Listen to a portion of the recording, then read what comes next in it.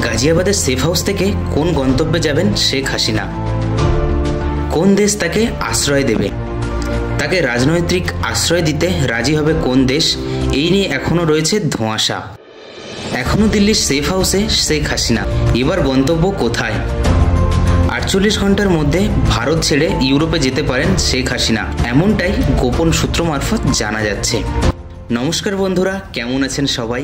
আশা করছি সবাই ভালো আছেন এবং সুস্থ আছেন। তো চলুন বন্ধুরা, এই বিষয়ে বিস্তারিত জেনে নিই আজকের ভিডিওতে। দেশত্যাগী বাংলাদেশের সদ্য প্রাক্তন প্রধানমন্ত্রীর ভিসা বাতিল করল আমেরিকা সরকার। কারণ শেখ হাসিনাকে তাদের দেশে থাকতে দিলে আন্তর্জাতিক চাপ বাড়তে পারে তাদের উপর। আপাতত ভারতেই রয়েছেন শেখ হাসিনা, এমনটাই গোপন সূত্র মারফত জানা যাচ্ছে। গতকাল হাসিনার রাজনৈতিক আশ্রয়ের আবেদন খারিজ করল ব্রিটিশ সরকার।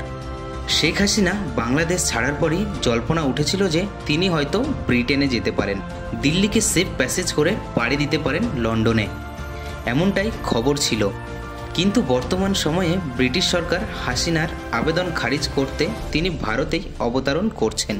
বিজনেস টুডের সূত্রের খবর অনুযায়ী ফিনল্যান্ড এবং রাশিয়ার মতো আরও কয়েকটি দেশের কাছে শেখ হাসিনা আর্জি জানিয়েছেন তাকে আশ্রয় দেওয়ার জন্য। কিন্তু সংবাদ মাধ্যম ইন্ডিয়া টুডের প্রতিবেদন প্রকাশিত হয়েছে, ভারতে থাকার সময়সীমা বাড়তে পারে আরও বেশ কিছুদিন শেখ হাসিনার।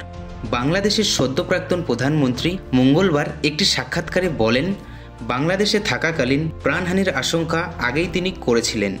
এমনকি 31শে জুলাই ঢাকায় ভারতীয় হাইকমিশনের সঙ্গে দেখা করে বিরোধীদের ষড়যন্ত্রের কথা জানান।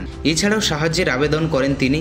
পরিস্থিতি হাতের বাইরে চলে গেলে ভারতে আসতে পারেন শেখ হাসিনা, তবে প্রতিবেশী দেশের অভ্যন্তরীণ বিষয়ে হস্তক্ষেপ করতে চায়নি ভারত, তাই এই পরামর্শ দেওয়া হয়েছিল তখন, এমনটাই সূত্র মারফত জানা গিয়েছে। দর্শক বন্ধুরা, সূত্র মারফত আরও জানা যাচ্ছে যে শেখ হাসিনা এখন ভারতেই থাকবেন বেশ কিছুদিন।